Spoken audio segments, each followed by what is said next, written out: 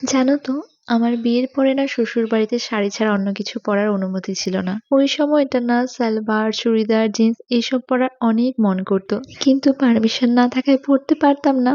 আর এই বিষয়গুলো নিয়ে যখনই মন খারাপ করতাম, আমার হাজবেন্ড আমাকে বলতো তোমাকে শাড়িতেই বেশি সুন্দর লাগে। তখন ভাবতাম হয়তো আমার মন রাখার জন্য বলছে। কিন্তু যখন থেকে সোশ্যাল মিডিয়ার সাথে যুক্ত হয়েছি, তোমাদের কাছ থেকেও বহুবার একই কমপ্লিমেন্টই পেয়েছি।